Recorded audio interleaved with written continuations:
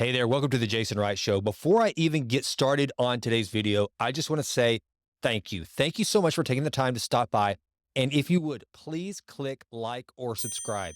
I think at the time of recording this, I have like 400 subscribers. So it's a really small channel, but I'm trying to grow it. And the way I'm going to try to do that is to always create a positive environment with nuggets of wisdom and things that I have learned along the way of life. Look, I'm nearly 50 years old. I've been on this earth nearly half a century. And I think it's useless to have knowledge, wisdom, ups, downs in your toolkit that you don't share with others. That's really what I want to do is I want to use this channel to give back that which has made me successful in my career and life. And by the way, I am still learning.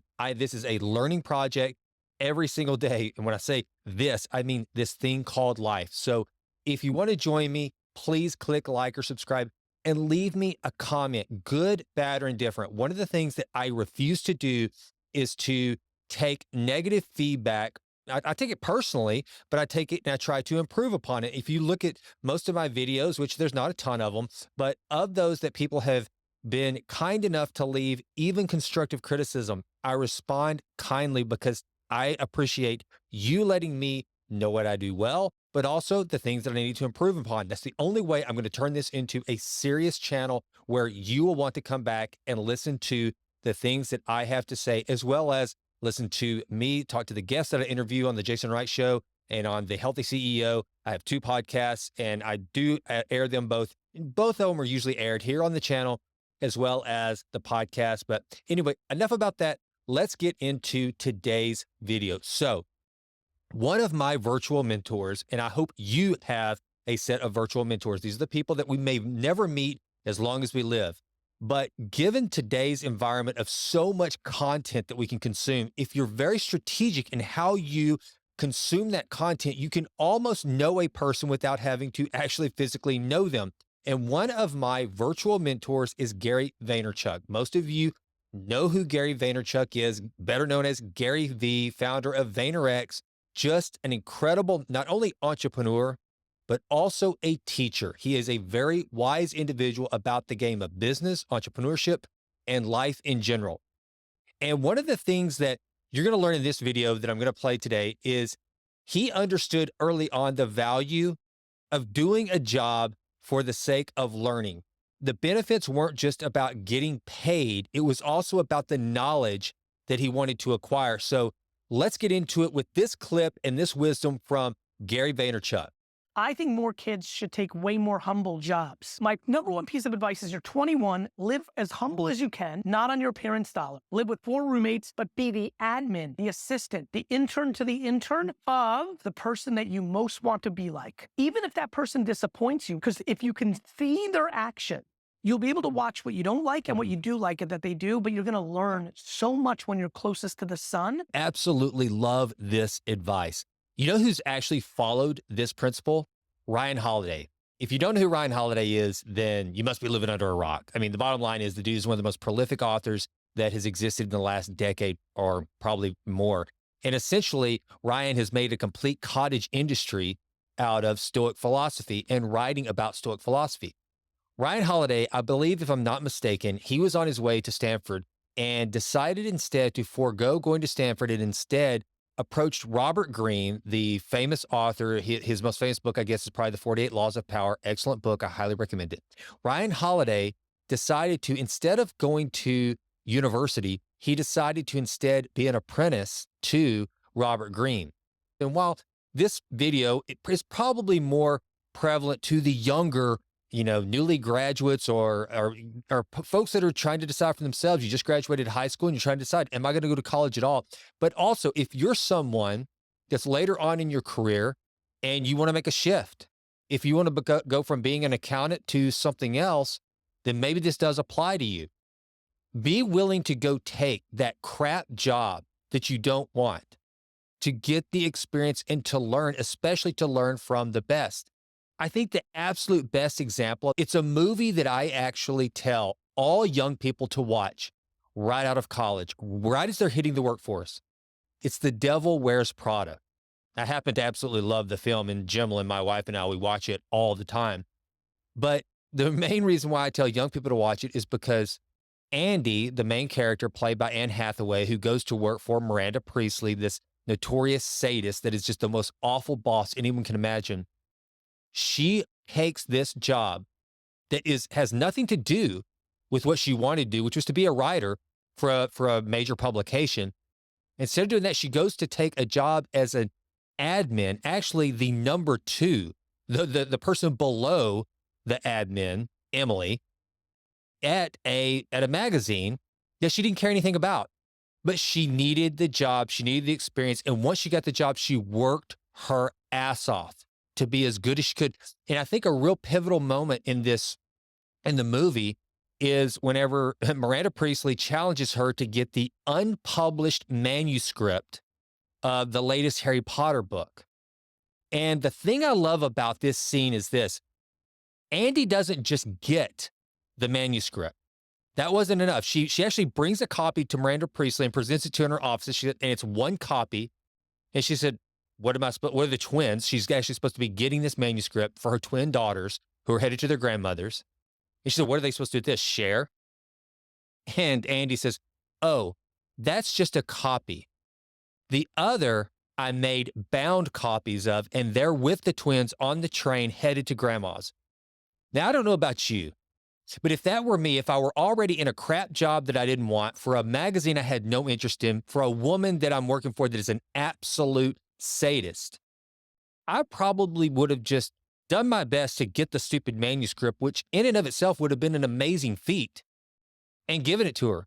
But Andy didn't. She went above and beyond.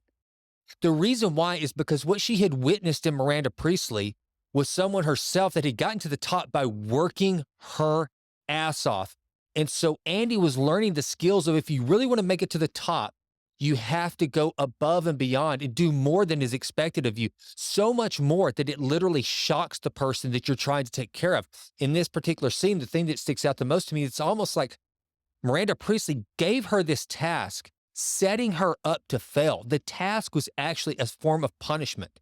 It was giving Andy such a challenge that she thought, if she's as good as she thinks she is, then she'll do it. But there's no way she can, because there's no way I'm going to let this girl be able to outwit me. I'm going to give her a task that is so demanding, there's no way she can do it. Andy not only does it, but she even exceeds someone's expectations that has completely unrealistic expectations. That's what you young folks need to be willing to do in your careers, is go take a job that you may not even want, you have no interest in, but it's for the person, it's in the industry, it has something related to what you ultimately want to do. I wish so badly that I had known this whenever I was younger. For me back then, it was just get the job and start making money. But I got a secret for you. All you young people listening to this right now, lean in and listen to me. Hear what I have to say. No one expects you to be rich, okay? And if you think because you're carrying a Gucci bag and you're wearing, Christian Louboutin shoes and you look the part, if you think that people think you at 22, 23 years old are wealthy because of that, and they respect you, no, they don't. They don't think that you have somehow become a tech entrepreneur. They don't think anything other than either, one, you've got ridiculous credit card bills, or two, you're living off daddy's money. It's the one time in your life where everyone not only knows, but expects you to be poor. Take advantage of this, because if you can, in this time of your life, if you can get your mind wrapped around the fact that no one expects you to have any money, and then you leverage that, you don't act like you have money, you don't spend money, you take crap jobs that don't pay a lot of money, you live with 5 roommates where it doesn't cost a lot of money, you eat crap food, you do everything, you drive a crappy car. If you'll do all these things, then you'll actually learn tangible skills that when you need it the most, and when it matters the most, and whenever you move through your career and you want to be a baller, you want to have skills, you want to be able to ask for the big dollars, then that's whenever you will be prepared for that.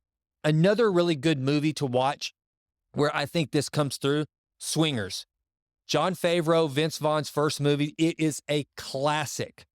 And don't only watch this movie, which is about a bunch of struggling actors, essentially, that have moved out to LA and they're doing whatever the hell they have to make it and to survive as actors. And I love that. They live in crappy apartments.